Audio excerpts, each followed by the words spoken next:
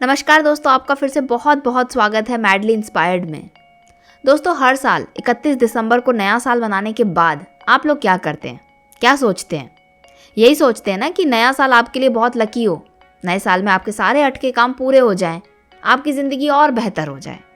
और ये सब पाने के लिए आप या तो एक छोटी सी डायरी में कुछ चीज़ों को लिखते हैं जो आपको ज़रूर करनी है नए साल पर, या फिर आप अपने आप को बदलने के लिए कुछ नई आदतों को डालना चाहते हैं। सही कहा ना मैंने? आप सभी ऐसा सोचते हैं और करते भी हैं, और ऐसा हर साल करते हैं। क्या इसके बावजूद भी आपके जीवन में कुछ बदलाव आया जो आप चाहते थे? अगर हाँ, तो बहुत अच्छी बात है। अगर नहीं, तो इसके पीछे का कारण क्या है?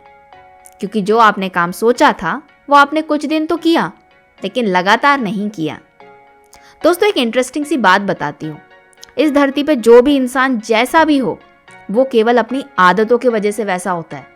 और आदत जो होती है, एक दिन, 2 दिन या कुछ दिनों के काम करने से नहीं बनती, बल्कि लगातार काम करने की वजह से बनती है, या कहें बनाई जाती है। हम इंसान भी ना बहुत अजीब होते हैं। आदतों को बहुत ही आसानी से 2 भागों में बांट देते हैं, अच्छी आदतें, बुरी आदतें। अगर गलत आदतों की लिस्ट बनाने बैठेंगे तो ख़त्म नहीं होगी, लेकिन अगर अच्छी आदतों की लिस्ट बनानी है जो आपको कामयाबी दिलाएगी, सफलता दिलाएगी, जो आप चाहते हो वो आपसे करवाएगी, तो उसकी लिस्ट बहुत छोटी सी होती है, गिने चुनी आदतें होती हैं। क्या आपके मन में कभी ये सवाल नहीं आता कि हम इतने सालों से रोज कुछ अच्छी आदतों का ज़रूर पालन करते हैं, लेकिन फिर भी वो हासिल नहीं कर पाते जो हम चाहते हैं? तो फिर ऐसी आदतों का फ़ायदा ही क्या, जो आपको कामयाबी नहीं दिला सकती, जो आपके सपने पूरे नहीं कर सकती? दोस्तों, एक आदमी था जो अपने फील्ड में बहुत कामयाब था, उसके पास बहुत पैसा था, बहुत अमीर था। अगर उसके बारे में कुछ लोग गलत भी बोलते थे तो वो कभी लड़ता नहीं था उनसे, बल्कि बहुत आसानी से इग्नोर कर देता था उन बातों को। वो जो भी काम करता उसमें उसको बहुत तरक्की मिलती, और इसलिए वो अपनी लाइफ में बहुत ज़्यादा सक्सेसफुल था। शादी हो, पार्टी हो, फंक्शन हो, मीटिंग्स हो, वो अपना टाइम निकाल कर वहाँ पर ज़रूर जाता। उसकी जो दोस्ती थी अपने दोस्तों से बहुत गहरी थी। रिश्तेदार हो या ऑफिस के एम्प्लॉयज़ हों, सारे लोग उसको बहुत पसंद करते थे। अब आप सोच रहे होंगे कि ऐसा कैसे पॉसिबल हो सकता है? ऐसा हो सकता है, बस कुछ आदतों को अपनाकर आप भी इस तरीके के इंसान बन सकते हो। और ऐसे काम केवल वही इंसान कर सकते हैं जिसने बहुत अच्छी आदतों को अपना रखा हो। अब ये अच्छी आदतें कौन सी होती हैं? तो दोस्तों, आज की वीडियो में मैं लेकर आई हूँ आपके लिए एक ऐसी किताब की हिंदी समरी। इसको सुनने के बाद आप ज़रूर सोचोगे और ज़रूर कहोगे, काश ये बातें मुझे पहले पता होती, तो शायद आज जो मैं हूँ उसके बदले में एक और बेहतर इंसान होता। पर अभी भी देर नहीं हुई है। ऑथर स्टीफन कॉवी द्वारा लिखी गई एक book the 7 habits of highly effective people ऐसी आदतों के बारे में बताती है जो बहुत ज़्यादा इफेक्टिव हैं। जैसे एक सही दवाई एक बीमारी को ठीक कर सकती है ना, उसी तरीके से अच्छी आदतें, सही आदतें इंसान को बहुत बेहतर बना सकती हैं। वो जो लाइफ में चाहता है वो उसे ज़रूर पा सकता है। इस किताब को स्टीफन ने 3 भागों में बांटा है। पहले भाग में जो लेखक है वो आपको ऐसी आदतों के बारे में बताते हैं जिन्हें आप अपनाकर अपने अंदर से बेहतर इंसान बन सकते हैं। आपका जो अपने ऊपर एक सेल्फ डाउट होता है वो आप खत्म कर सकते हो। आपके अंदर एक ऐसा कॉन्फिडेंस आता है जो आपको दुनिया का कोई काम करने से नहीं रोकता, बल्कि हर काम को करने के लिए एक सकारात्मक ऊर्जा देता है। इस किताब के दूसरे भाग में लेखक आपको ऐसी आदतों के बारे में बताते हैं जिनको आप अपनाकर अपने परिवार, अपने ऑफिस या कहीं बाहर की जो भी आपकी ज़िंदगी है वहाँ पर आप चहेते बन सकते हैं सबके।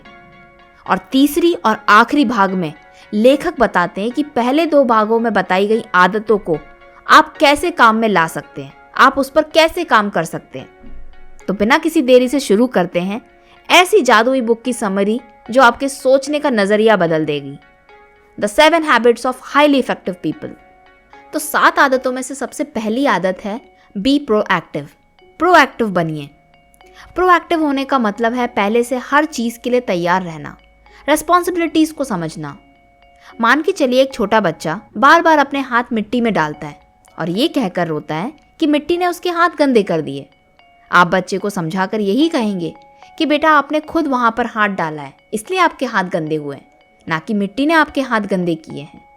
अब आप सोचेंगे ये तो बहुत सिंपल सी बात है, लेकिन बच्चा तो बार बार यही काम करके रो रहा है।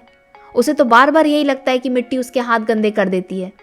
वो अपनी गलती नहीं मानता कि वो अब मिट्टी में बार बार हाथ डाल रहा है। तो यहाँ पर आपको ये समझना है, आप पहले से प्रोएक्टिव बन चुके हैं। आप पहले से तैयार हो कि मिट्टी में अगर हाथ डालेंगे तो हाथ गंदे हो जाएंगे। आप अपनी रिस्पॉन्सिबिलिटीज खुद लेते हो। आपने काम किया है, आपने मिट्टी में अगर हाथ डाला है तो आपके हाथ गंदे होंगे। मिट्टी आपके पास चलकर नहीं आई है, ये बात आपको पता है। लेकिन वो छोटा बच्चा ये चीज़ों को नहीं समझ पाता, क्योंकि उसको सही गलत की समझ नहीं है। और वो बड़े होकर भी यही सीखता है कि हमेशा गलती सामने वाले की होती है। वो अपनी गलती ना मानता है, ना अपनी रिस्पॉन्सिबिलिटीज़ को लेता है, अगर बचपन से उसको ये चीज़ें नहीं सिखाई जाएं। ठीक वैसे ही हम अपनी ज़िंदगी में कई बार छोटे बच्चों की तरह रिएक्ट करते हैं, उन्हीं की तरह काम करने लगते हैं। मतलब अगर कोई हमें कुछ गलत बोल जाता है तो हम तुरंत रिएक्टिव मोड में आ जाते हैं, बहस करने लगते हैं, लड़ने लगते हैं, अपने आप को सही साबित करने की कोशिश करते हैं। वहीं दूसरी ओर जो प्रोएक्टिव लोग होते हैं, क्या करते हैं ना, लोगों की बातों पर ध्यान ही नहीं देते, इग्नोर कर देते हैं। वो अपने काम की जिम्मेदारी खुद लेते हैं। उनकी लाइफ में बहुत से ऐसे इंपॉर्टेंट काम होते हैं जिन्हें वो पूरा करना चाहते हैं। कुछ लाइफ के गोल्स होते हैं, इस पर वो काम कर रहे होते हैं। ऐसे लोग अपना टाइम और एनर्जी को बचाकर अपने काम में लगाते हैं, ना कि रिएक्ट होने में। तो प्रोएक्टिव बनना एक बहुत अच्छी आदत है जो आपको ज़रूर अपनाना चाहिए। लोग क्या करते हैं, लोग आपके बारे में क्या बोलते हैं, ये सब बातों पर ध्यान ना देकर अपने काम से मतलब रखिए। हमेशा ऐसी बुरी बातों के लिए, तानों के लिए तैयार रहिए। आपको सुनने को मिलेंगी, पर अगर आप अपनी रिस्पॉन्सिबिलिटीज़ खुद लेते हैं तो आपको पता होगा, अगर आपने रिएक्ट करना शुरू कर दिया, इग्नोर नहीं किया, तो आपका टाइम वेस्ट हो जाएगा और आप फिर वो नहीं कर पाओगे जो आप करना चाहते थे। हाईली सक्सेसफुल लोग क्या करते हैं, वो बहुत कामयाब क्यों होते हैं? वो यही आदत को अपनाते हैं। वो इग्नोर करना जानते, वो रिएक्ट करना नहीं जानते।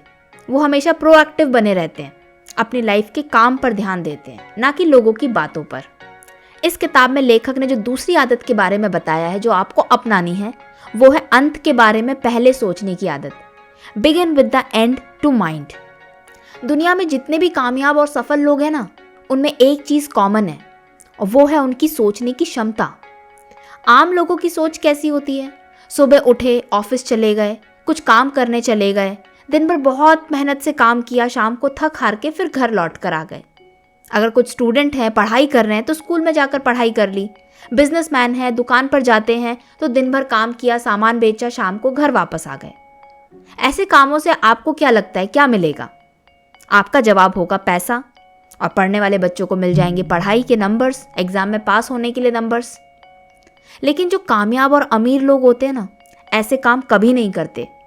उनकी सोचने की आदत थोड़ी अलग होती है। वो आम लोगों की तरह सुबह तो उठते हैं, ऑफिस भी जाते हैं, दिन भर मेहनत भी करते हैं, बिजनेस है तो बिजनेस संभालते हैं, दुकान है तो दुकान पर बैठते हैं। लेकिन ये सब काम करने से पहले वो अपने मन में अपने काम के अंत के बारे में सोचते हैं कि इस काम को खत्म करने के बाद में उन्हें क्या मिलेगा। वो काम 1 दिन का भी हो सकता है, 1 हफ्ते का हो सकता है, 1 साल का हो सकता है, या 10 साल का हो सकता है। इसे कहते हैं अपने अंतिम लक्ष्य के बारे में सोचना, पहले से फाइनल गोल के बारे में सोचना। जैसे अगर आप एक नौकरी कर रहे हैं तो आपके मन में एक लक्ष्य होना चाहिए कि 1 साल के अंदर मुझे और कितनी मेहनत करनी है ताकि मुझे प्रमोशन मिल जाए, मेरी थोड़ी सैलरी बढ़ जाए। अगर आप स्टूडेंट हैं, पढ़ाई कर रहे हैं, तो मन में एक फाइनल गोल होना चाहिए कि पढ़ाई पूरे होने के बाद मुझे क्या करना है, कौन से एग्जाम में ज़रूर पास होना है। अगर बिजनेस कर रहे हैं तो साल के अंत में कितना मुनाफा कमाना है। अगर दुकान पर जाते हैं तो दिन भर में कितनी बिक्री को ज़रूर करनी है। और अपने अंतिम लक्ष्य के बारे में सोचना एक बहुत बेहतरीन आदत है जो आपको अपने अंदर ज़रूर डालनी चाहिए। इस किताब में जो तीसरी आदत के बारे में बताया है जिसको आपको अपनाना है, वो है ज़रूरी काम सबसे पहले करें। जब हम छोटे होते हैं तो हर क्लास में सारे सब्जेक्ट्स को पढ़ते हैं, और जब हम बड़े हो जाते हैं तो कोई एक सब्जेक्ट को चुनकर ही हम आगे बढ़ते हैं।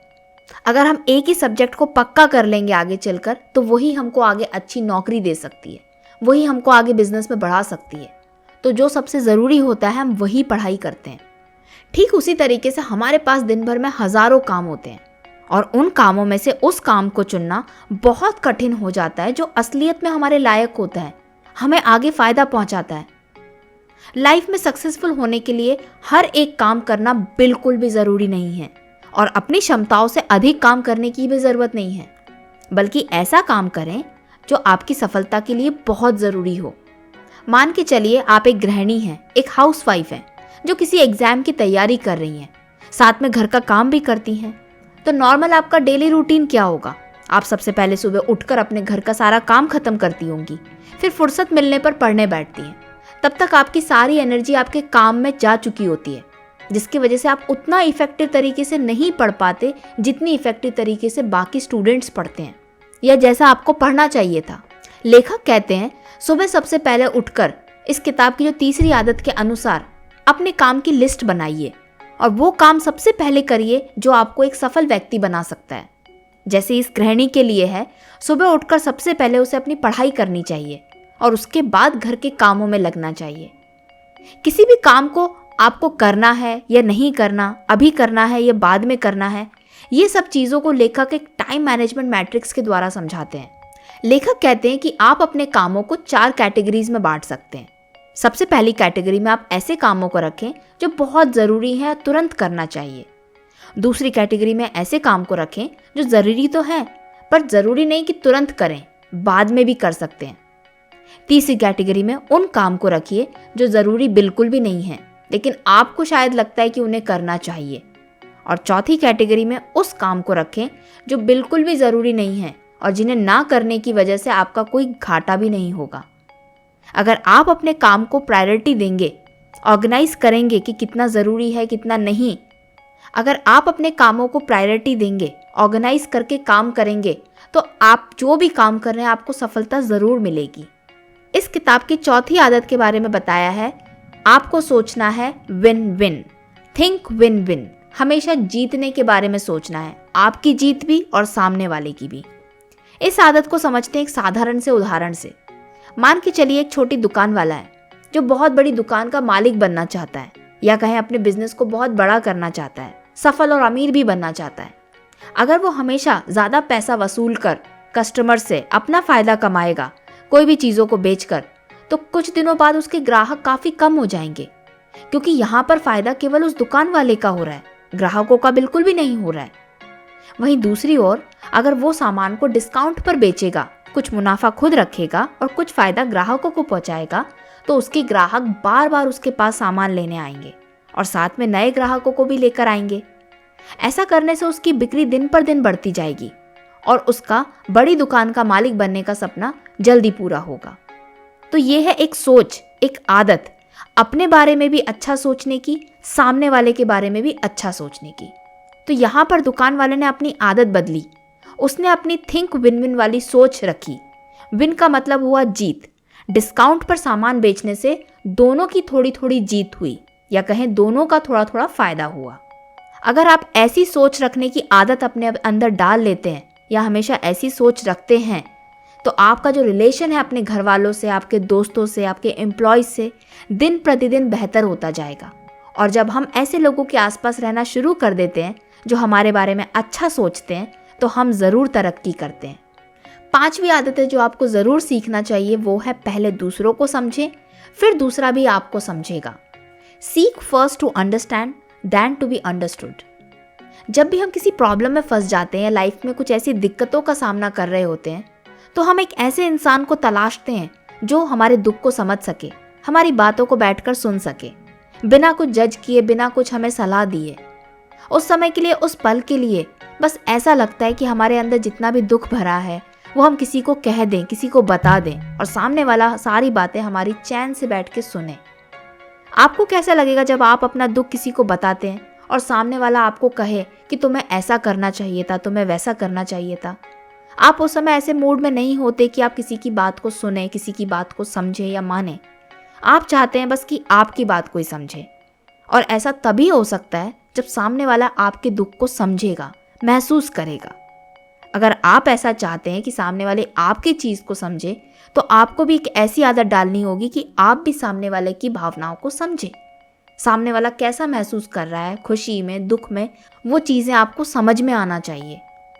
लेखक बताते हैं ये एक ऐसी आदत है जो लोगों में नहीं होती या लोगों को सिखाई नहीं जाती बचपन से, दूसरे के दुख को समझने की, दूसरे की बातों को सुनने की।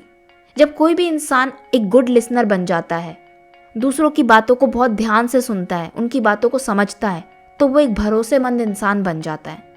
अगर आप किसी कंपनी में नौकरी कर रहे हैं या दुकान पे काम कर रहे हैं, दुकान चला रहे हैं, कोई बिजनेस कर रहे हैं, या आप अपने घर में अपने आसपास रिश्तेदारों के साथ रहते हैं, तब भी आप ये आदत को अपनाकर एक बहुत सफल व्यक्ति बन सकते हैं। क्योंकि कोई भी कंपनी भरोसेमंद इंसान को जल्दी से नहीं निकालती, उसको ज़्यादा रिस्पॉन्सिबिलिटी देकर उस कंपनी में और आगे लेकर जाती है। कोई भी दुकान वाला अगर भरोसेमंद इंसान होता है तो उसके ग्राहक कभी भी दूसरी दुकान पर नहीं जाते। आप चाहे छोटा बिजनेस कर रहे हो या बड़ा बिजनेस कर रहे हो, अगर आप अपने आसपास के लोगों को समझते हैं, उन पर भरोसा करते हैं, उनके भरोसे को जीत लेते हैं, तो कभी भी बिजनेस के पार्टनर्स आपको धोखा नहीं देंगे। आप किसी भी रिलेशनशिप में हो, जब भी आप किसी इंसान का भरोसा जीत लेते हो तो सामने वाले के सुख दुख दर्द परेशानियों को समझने लगते हो, तो आगे जिंदगी में वो इंसान आपकी मदद करने के लिए कभी पीछे नहीं हटेगा।